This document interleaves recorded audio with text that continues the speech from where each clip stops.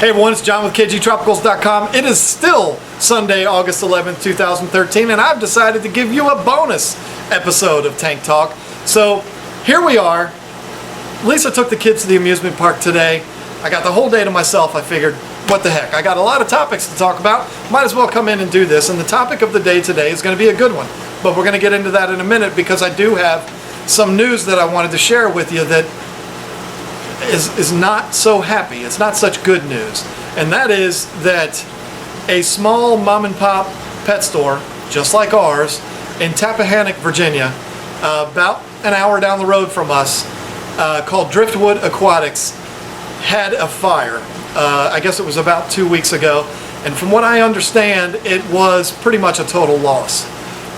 Now, you may hear that and you may say, well, John, that's good news for you, isn't it? Take away the competition. No, it's not good news. In this industry, I look at, and I think most people in the industry do, we look at other shops as kind of partners, colleagues. We send people their way, they send people ours, because we can't all have everything. And so when I hear of something like that, from that angle, it's terrible news.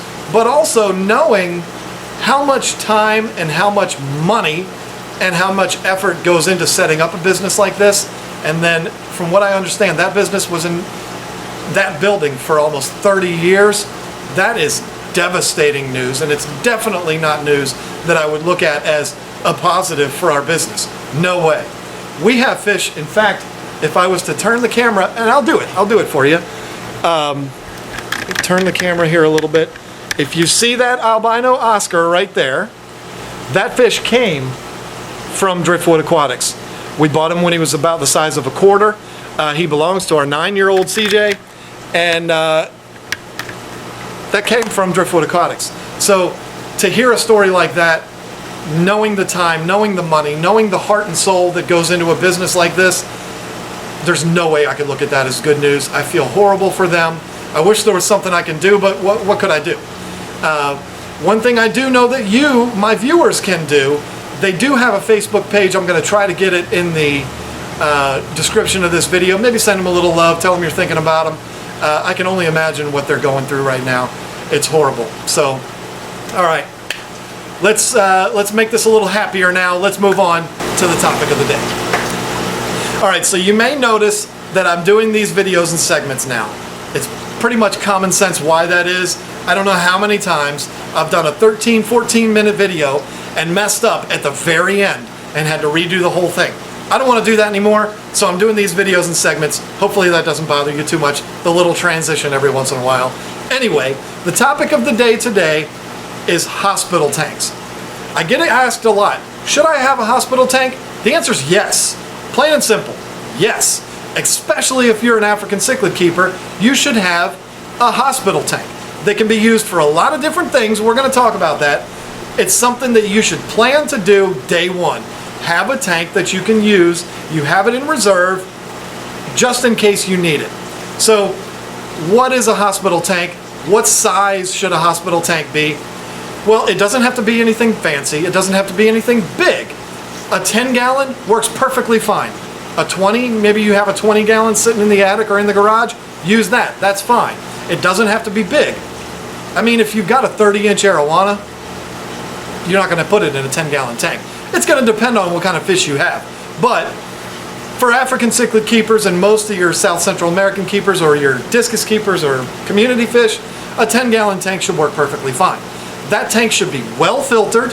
It should be heated, common sense. And it should be something that is a comfortable environment for the fish. Does it have to have a bunch of decorations and all kinds of plants and fancy things? Not necessarily. Do with it what you want.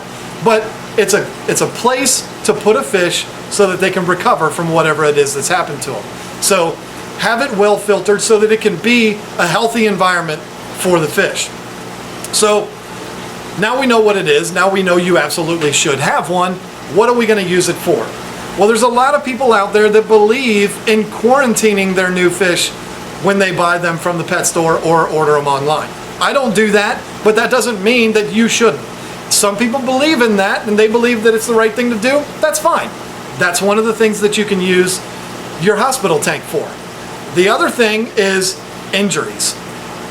Now, if you're into African cichlids, you're not going to be into this hobby long before you're going to have a fish that's going to get beat up. It's only a matter of time.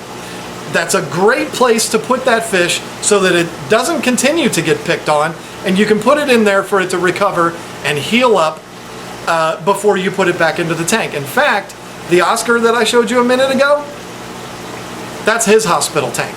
He got beat up really bad, and he was about that close to death in the 150 from those red devils. We caught him in time, we put him in there, and we put him in that 75-gallon tank, and he's been recovering in there ever since, and he's doing really, really good. But to be honest with you, that fish was so close to death that if he wasn't a special fish to us, we probably would have gone ahead and let him go. But he belongs to our 9-year-old, so couldn't do that. Had to save him. So that's his hospital tank. Injuries are going to happen in fish keeping. I don't care if you're keeping tetras or if you're keeping alligator gars. Fish are going to get injured. So you should have somewhere for them to recover from those injuries, because when they're injured and they're in your community tank, the fish that are healthy in that tank are going to continue to harass that fish. They pick on the weak. So if your fish is injured, it's going to get constantly picked on, and it's going to eventually die. You can save it by putting in that hospital tank, letting it recover. And you can put some medications in there, some salt, maybe some Melafix. It'll help to heal that fish up. The other thing we use hospital tanks for are non-contagious diseases. Now, I'm not going to go through the list of what those diseases are, but if you have a disease that your fish comes up with, and it is a non-contagious disease, it is much better to take that fish out of your community tank and put it into a 10-gallon tank. It's much better for the fish. It's much easier on your pocketbook to just treat that 10 gallons. If I had a fish come up with a non-contagious disease in this tank and I was going to treat 240 gallons, think about it. Think about how much these medications cost. It would cost a fortune for me to medicate 240 gallons. Plus, I'm medicating 59 other fish that don't need to be medicated. So putting them into that 10-gallon tank costs you a lot less money to medicate that 10-gallon tank, and fish aren't getting exposed to that medication that don't need it. So, but if it's a contagious disease, it should be common sense to you, but I'm going to say it anyway.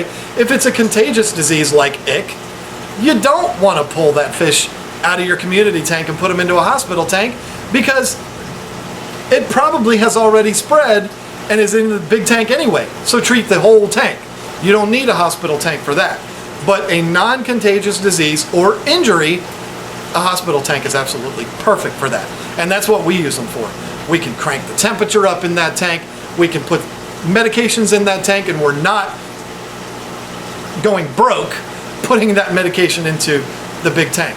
So yes, you should absolutely have a hospital tank. No, it doesn't need to be a big tank. It can be a small tank, 10, 15, 20 gallons. You should put a nice filtration system on that tank and have it be a nice little R&R room for that fish to recover from its injuries. You'd be surprised that the injuries that these fish can have, you'd be surprised what they can recover from. I regret, as sad as it was, I regret not videotaping that Oscar when he was injured really bad. It was terrible. If you would have seen that fish, you'd have been shocked for me to tell you today that that fish recovered from those injuries. You'd have never thought he could have. He's thriving now. He's perfectly fine. So these fish can recover from major injuries, but more than likely, if you keep them in their community tank, they're not going to. So if you don't have one now, get yourself a hospital tank. Get something small, put it underneath your tank, or put it in a bedroom or something. Have a tank available just in case you might need it. And if you're somebody who believes in quarantining, you can use your hospital tank for that too. So they're good to have. Everybody should have one. If you don't have one yet, get one put together and everybody will be happy. So thank you for watching this episode, giving you a bonus episode today. I don't know, I might even do another video for you today. I don't have anything else to do. So thanks for watching the episode. We'll see you next week. Alright, so we spent a little time talking about this Oscar. I figured I'd go ahead and give you a close-up look of him. Now to see him now, you probably see a little bit of fin damage.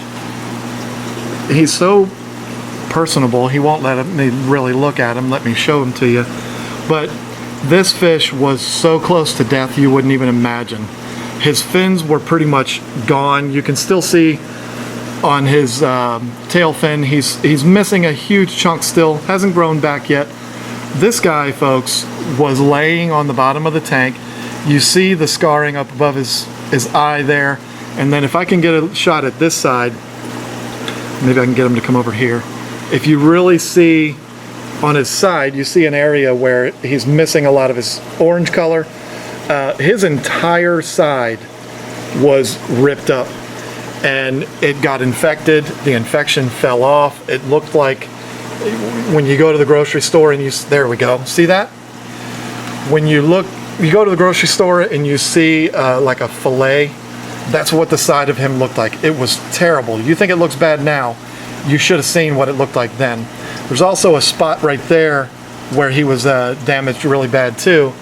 And I mean, look at him now though. You know, his side is still damaged pretty bad.